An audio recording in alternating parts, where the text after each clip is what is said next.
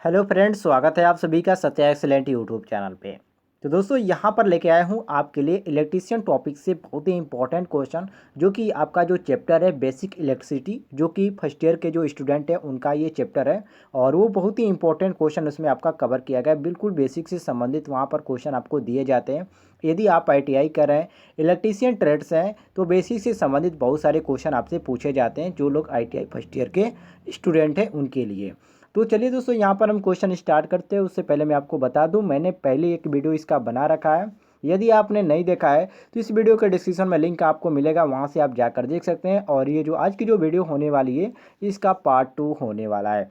तो चलिए दोस्तों, आज का क्वेश्चन हम शुरू करते हैं क्वेश्चन नंबर 26 से, क्योंकि पिछली वीडियो में मैंने आपको 25 क्वेश्चन पहले ही बता दिया है। कह रहा है क्वेश्चन की समांतर में संबंधित दो एक जैसे लैंप 240 वोल्ट स्रोत से लगे हैं, प्रत्येक लैंप पर वोल्टेज होगा। तो दोस्तों यहाँ पर आपसे बात कर रहा है समांतर में, ठीक है। तो इसी तरह आप पकड़ सकते हैं, अर्थात इसका नियम होता है दोस्तों कि समांतर क्रम में लगे किसी भी उपकरण के पास अर्थात अक्रॉस में वोल्टेज क्या होता है, समान होता है। उस समय कोई भी प्रभाव हो, जैसे कि लोड कैसा भी हो, उसमें आपका कोई भी फर्क नहीं पड़ता है। अर्थात यहाँ पर हम कह सकते हैं कि प्रत्येक लैंप पर जो वोल्टेज होगा आपका 240 ही वोल्ट होगा, ठीक है। और यदि श्रेणी क्रम में कह दिया जाए तो श्रेणी क्रम में धारा का मान समान होता है, और समांतर में क्या होता है, तो समांतर में आपका वोल्टेज समान होता है। तो यहाँ पर हम मारेंगे option number B, sorry option number A correct answer, 240 volt. Clear हो गया। यहाँ पर बहुत लोग क्या करते हैं कि क्वेश्चन देखकर घबरा जाते हैं और सोचते हैं कि इसके लिए कोई फार्मूला होगा, कोई यहाँ पर कोई नया रूल लागू होगा जिसके तरह ये हल होगा, लेकिन ऐसा कुछ भी नहीं है दोस्तों। यदि आप थोड़ा सा इसका नियम यदि जानकारी आप प्राप्त करते हैं तो आसानी से ऐसे क्वेश्चनों को लगा सकते हैं। चलिए हम आगे बढ़ते हैं क्वेश्चन नंबर 27 पे। कह रहा है क्वेश्चन की धारा प्रवाह के परंपरागत सिद्धांत के अनुसार धारा प्रवाहित होती है।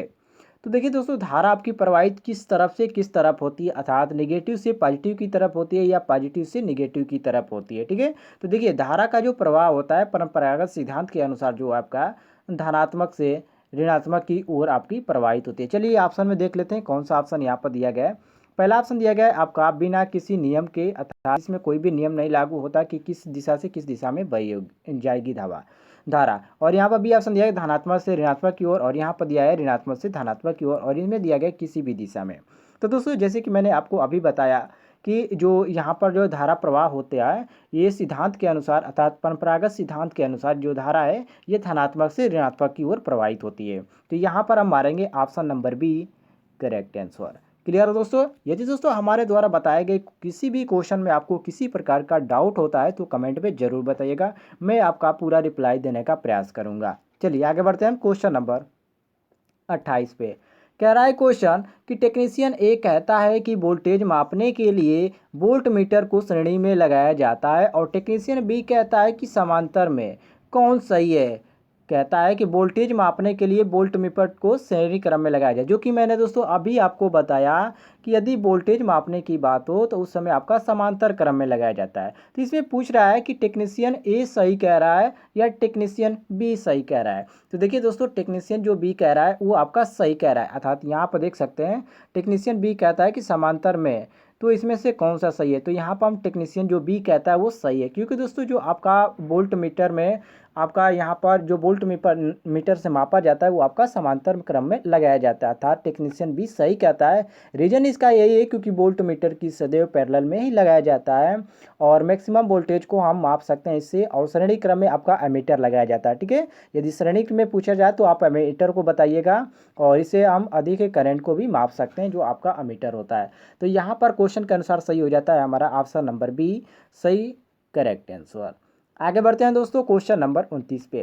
कह रहा है क्वेश्चन की आदर्श धारा स्रोत में शून्य होता है, आंतरिक चालकता या आंतरिक प्रतिरोध या लोड न होने पर वोल्टेज या उर्मिकाय अर्थात रिपेल। तो दोस्तों देखिए, आदर्श करंट जो आपका होता है ये सोर्स का आंतरिक रेजिस्टेंस इन्फिनिटी होता है, ठीक है, अर्थात अनंत होता है। और ये जो होता है यह सोर्स से पैरेलल में लगा होता है, और ये धारा सोर्स से आंतरिक चालकता इसकी जो होती है वो शून्य होती है, अर्थात इसका जो सूत्र होता है ये आपका G बराबर 1/R होता है, या G बराबर 1/∞ बराबर क्या, शून्य। तो इस तरह भी आप याद कर सकते हैं। तो यहाँ पर जो हमारा सही मिलता है option number A correct answer मिलता है। तो ए ऑप्शन हमें यहाँ पर करेक्ट मारेंगे। चलिए आगे बढ़ते हैं। क्वेश्चन नंबर 30 पे आते हैं। कह रहा है क्वेश्चन की स्थैतिक विद्युत निम्नलिखित द्वारा उत्पन्न होती है। यहाँ पर देख सकते हैं क्वेश्चन कह रहा है, ऑप्शन देख लेते हैं। यहाँ पर दिया गया रासायनिक क्रिया द्वारा या घर्षण द्वारा या प्रेरक द्वारा या घर्षण और प्रेरक दोनों।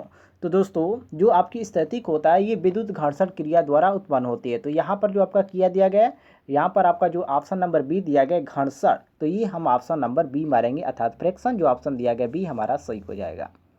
आगे बढ़ते हैं हम क्वेश्चन नंबर 31 पे। कह रहा है क्वेश्चन के विद्युत आवेशों के बीच बल के लिए कूलाम नियम निम्नलिखित से लगभग किस नियम से मिलता जुलता है? न्यूटन का गति नियम से या ऊर्जा संरक्षण नियम से या गॉस प्रमेय से या न्यूटन का गुरुत्वाकर्षण सिद्धांत से। तो दोस्तों जो आपका यहाँ पर पूछ रहा है विद्युत आवेशों के बीच बल के लिए कूलाम का नियम, तो देखिए विद्युत आवेशों के बीच लगने वाला जो बल होता है के लिए कूलाम का नियम ही न्यूटन के गुरुत्वाकर्षण सिद्धांत के साथ ये लगभग मिलता जुलता है। तो यहाँ पर हम मारेंगे option number D correct answer. Clear हो गया दोस्तों। आगे बढ़ते हैं क्वेश्चन नंबर 32 पे। कह रहा है क्वेश्चन कि एक विद्युत परिपथ में दो पॉइंटों के बीच में एक इकाई धनात्मक आवेश के विचलन में किए गए कार्य का माप है। धारा या विभवांतर या प्रतिरोध या पावर।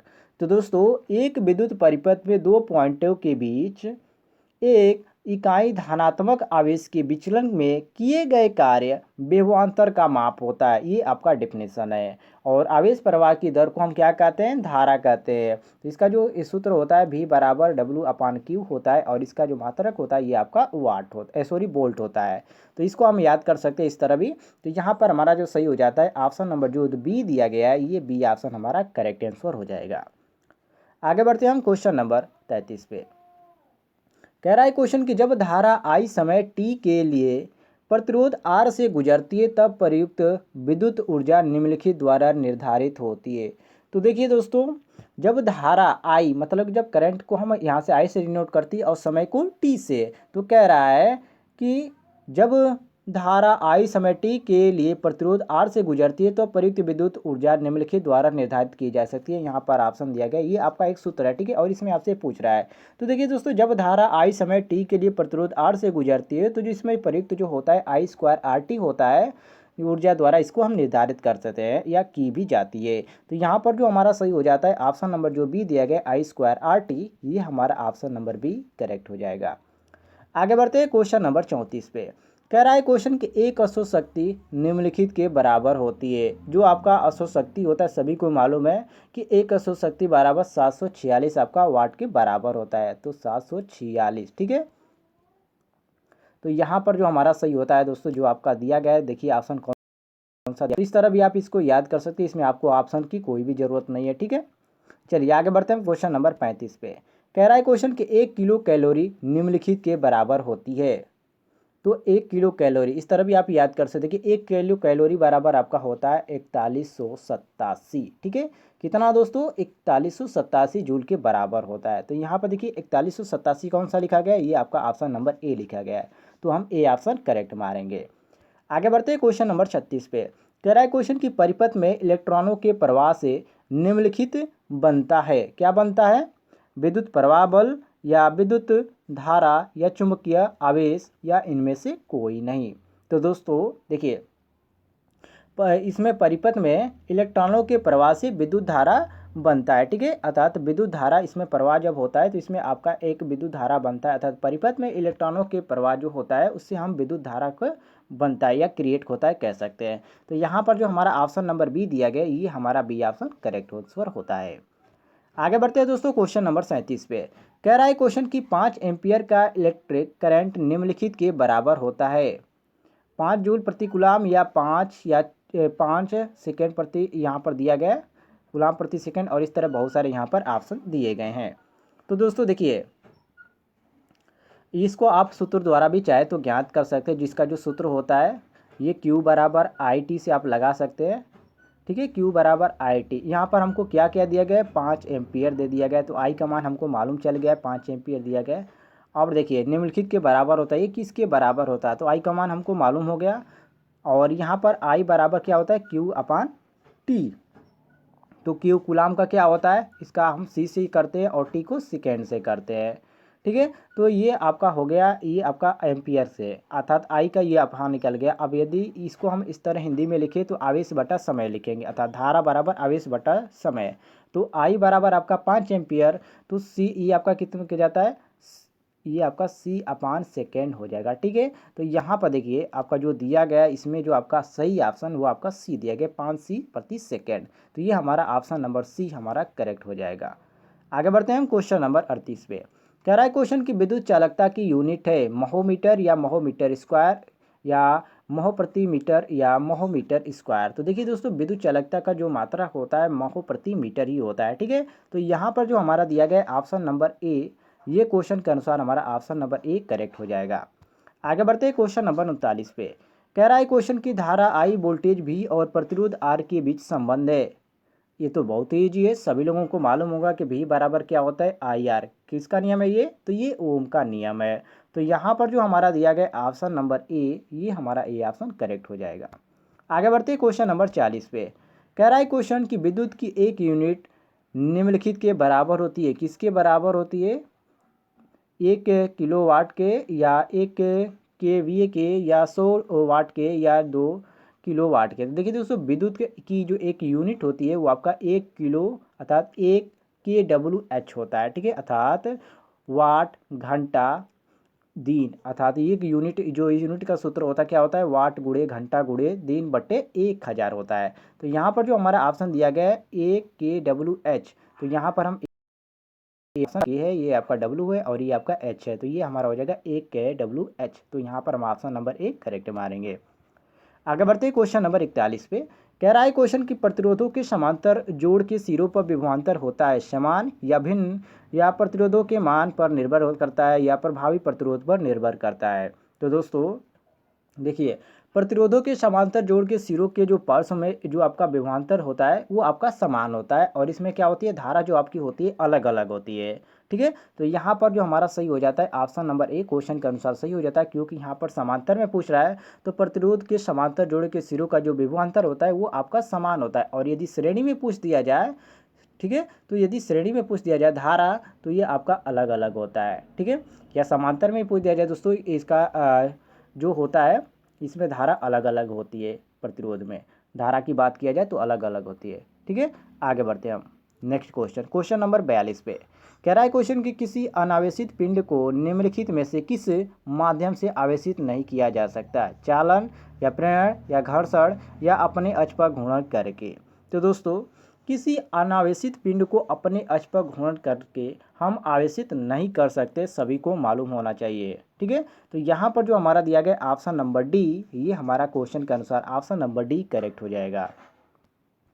क्वेश्चन नंबर 43 पे आते हैं। कह रहा है क्वेश्चन कि किसी अणु का भार खाली स्थान माना गया है केवल न्यूट्रॉनों का भार के या न्यूट्रॉनों एवं प्रोटॉन के भार के या न्यूट्रॉनों का भार के या इलेक्ट्रॉनों और प्रोटॉनों के भार के।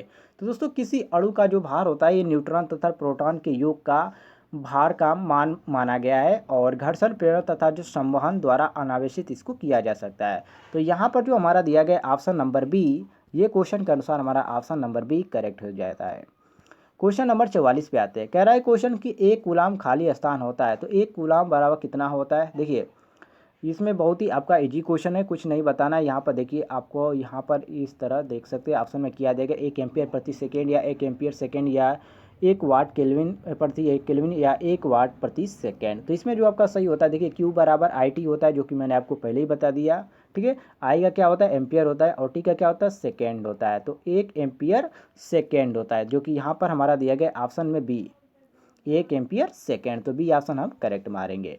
आगे बढ़ते हैं दोस्तों क्वेश्चन नंबर 45 पे। कह रहा है क्वेश्चन की आवृत्ति खाली स्थान के अनुपातिक है।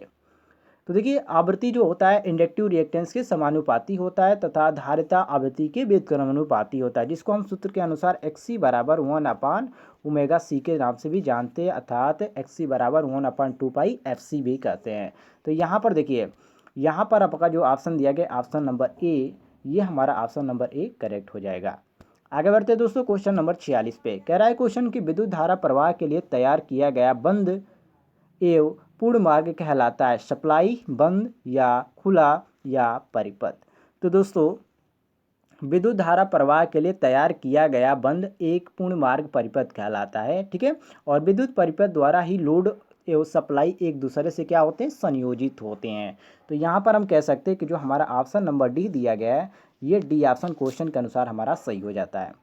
नेक्स्ट क्वेश्चन पे आते हैं, क्वेश्चन नंबर 47 पे कह रहा है क्वेश्चन कि यदि विद्युत आवेशित दो वस्तुओं को एक तार से जोड़ा जाए तो विद्युत धारा प्रवाहित नहीं होगा यदि दोनों की धारिता समान हो, या दोनों का तापमान समान हो, या दोनों का आवेश की मात्रा समान हो, या दोनों का विभव समान हो तब। तो देखिए, यदि विद्युत आवेशित दो वस्तुओं को एक तार से जोड़ा जाए तो विद्युत धारा क्या होगी, प्रवाहित ही नहीं होगी। क्यों? क्योंकि दोस्तों यदि दोनों का विभव समान है तो धारा का प्रवाह उच्च वोल्टेज से निम्न वोल्टेज की तरफ होता है। ठीक है, तो यहाँ पर हम कह सकते हैं कि जो ऑप्शन नंबर यहाँ पर डी दिया गया, दोनों का विभव समान हो, तो ये हमारा क्वेश्चन के अनुसार option number D correct answer हो जाएगा। क्लियर हो गया दोस्तों?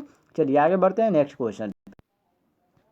क्वेश्चन नंबर 48 पे आते हैं। कह रहा है क्वेश्चन की प्रतिरोध के वर्ड कोड के लाल रंग में रंग को कौन सा मान दिया गया है, 1, 2, 3 और 6। यहाँ पर लाल रंग की बात करें तो देखिए दोस्तों, यहाँ पर आपका होता है जो प्रतिरोध वर्ड कोड का यहाँ पर पूछ रहा है, वो भी इसमें केवल लाल का पूछ रहा है, लेकिन मैं आपको यहाँ पर पूरा बता देता हूँ। देखिए, ट्रिक के अनुसार तो आप BROYGBVGW के नाम से भी कर सकते हैं, अर्थात बी से ब्लैक होता है, और बी से भूरा अर्थात ब्राउन, ब्लैक ब्राउन, आर से रेड, और ओ से ऑरेंज, और वाई से येलो, जी से हरा, और बी से नीला, और भी से वैलगी अर्थात वैलेट जो होता है वैगनी का, और जी का स्लेट होता है ग्रे, और डब्ल्यू का वाइट होता है।